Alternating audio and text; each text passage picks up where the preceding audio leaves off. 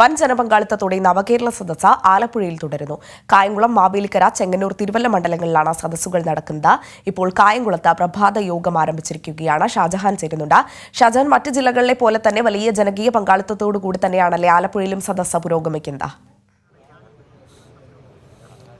തീർച്ചയായിട്ടും ആലപ്പുഴയിലും ഇപ്പോൾ ഈ ജനകീയ സദസ്സ് ആരംഭിച്ചിരിക്കുകയാണ്. ഏതാണ്ട് വൻ ജനപങ്കാളിത്തം, വിവിധ മേഖലകളിൽ നിന്നും തങ്ങളുടെ പരാതികളും തങ്ങൾക്കുള്ള ആശങ്കകളുമൊക്കെ തന്നെ മുഖ്യമന്ത്രിയെ നേരിട്ടറിയിക്കുന്നതിന് ഈ സദസ്സിലേക്ക് എത്തിക്കൊണ്ടിരിക്കുകയാണ്. രാവിലെ മുതൽ തന്നെ ഒട്ടനവധി ആളുകൾ വിവിധ മേഖലകളിൽ നിന്ന് എത്തിയിരുന്നു. ഇപ്പോൾ മുഖ്യമന്ത്രിയും മറ്റു മന്ത്രിമാരുമൊക്കെ തന്നെ എത്തിച്ചേർന്നു. ഇപ്പോൾ സദസ്സ് ആരംഭിച്ചിരിക്കുന്നു.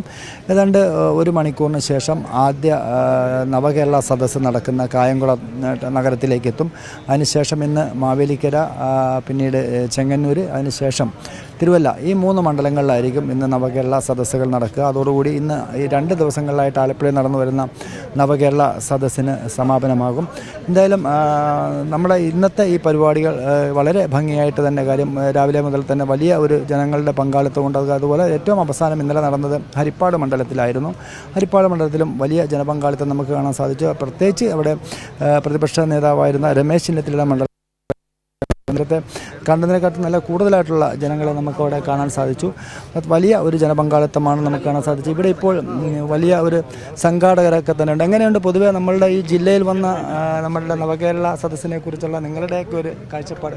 വൻപിച്ച ജനമുന്നേറ്റവും നവകേരള സദസ്സിൻ്റെ ഒരു പങ്കാളിത്തവും അതിൻ്റെ ഒരു സംഘാടന പ്രവർത്തനങ്ങളും ആ ദിവസത്തെ പരിപാടി മാത്രമായിട്ടല്ല, കഴിഞ്ഞ 2 ആഴ്ചയിലേറെയായി സെമിനാറുകളെ, കലാപരിപാടികളെ, അങ്ങനെ നാടിൻ്റെ ഒരു ഉത്സവമായി. പാർട്ടി പ്രവർത്തകർ മാത്രമേ വരുന്നുള്ളൂ അതിൻ്റെ അതാ? അല്ലല്ല, വമ്പിച്ച രൂപത്തിൽ ബഹുജനങ്ങൾ, എല്ലാ വിഭാഗം ബഹുജനങ്ങൾ. ഇപ്പം ഇവിടെ പിന്നെ രാഷ്ട്രീയ വിലക്കുകൾ ലംഘിച്ചുകൊണ്ട് തന്നെ ആളുകൾ പങ്കെടുത്തിട്ടുണ്ട്. കൃഷ്ണപുരം പഞ്ചായത്തിലെ UDFൻ്റെ ഒരു മെമ്പർ അവർ ഈ പരിപാടിയിൽ പങ്കെടുത്തിട്ടുണ്ട്. വികസനത്തിലൂടെയുള്ള അവരുടെ താല്പര്യത്തിൻ്റെ ഭാഗമായിട്ടാണ്. അങ്ങനെ വ്യത്യസ്ത രൂപത്തിൽ രാഷ്ട്രീയമായി ഇതുമായി ബന്ധമില്ലാത്ത ഒത്തിരി ആളുകൾ നമ്മുടെ ഈ പരിപാടിയിൽ പങ്കെടുക്കുന്നുള്ളതാണ് പ്രത്യേകത.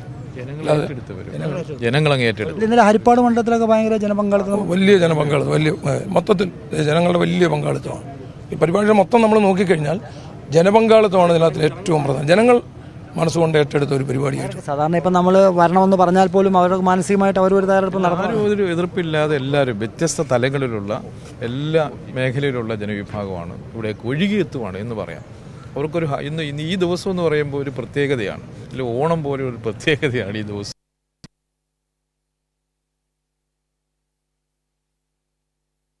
നവകേരള സദസ്സ് ആലപ്പുഴ ജില്ലയിൽ പുരോഗമിച്ചുകൊണ്ടിരിക്കുകയാണ്. പ്രഭാത യോഗം കായംകുളത്ത് നടന്നുകൊണ്ടിരിക്കുകയാണ്. വിവരങ്ങളാണ് ഷാജഹാൻ പങ്കുവച്ചുകൊണ്ടിരിക്കുന്നത്. ജനങ്ങളെ ഏറ്റെടുത്തതിൻ്റെ വ്യക്തമായ സൂചനകൾ കഴിഞ്ഞ ദിവസങ്ങൾ നടന്ന കലാ സാംസ്കാരിക പരിപാടികളിലെല്ലാം പ്രകടമാണ്. ജനങ്ങൾ ഒഴുകിയെത്തുക, രാഷ്ട്രീയമായ യാതൊരു ഇതുമില്ലാതെ ജനങ്ങൾ വരുന്ന ഇതാണ് കാണുന്നത്. സന്തോഷം.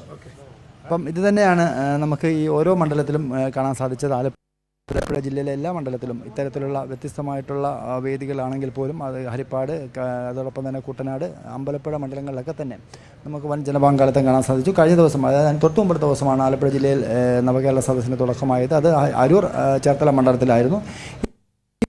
പങ്കാളിത്തം നമുക്ക് ആലപ്പുഴയിൽ ഈ നവകേരള യാത്ര എത്തുന്നതോടൊപ്പം തന്നെ അതോടൊപ്പം സഞ്ചരിച്ച നമ്മളുടെ ശരത്തടക്കമുള്ള ശരത്തും മനുവുമൊക്കെ തന്നെ ഉണ്ടായിരുന്നു. അവരും അല്പം മുമ്പ് നമ്മോട് പങ്കുവെച്ചത് അവർ കേരളത്തിൻ്റെ തുടക്കം മുതൽ തന്നെ, അതായത് കാസർഗോഡ് നിന്ന് തുടങ്ങിയപ്പോൾ മുതൽ തന്നെ വലിയൊരു പങ്കാളിത്തം നമുക്കിവിടെയൊക്കെ തന്നെ കാണാൻ സാധിച്ചു. അത് ആലപ്പുഴ ജില്ലയിൽ എത്തിയപ്പോൾ പോലും അതിന് ഒരു കുറവ് വന്നില്ല.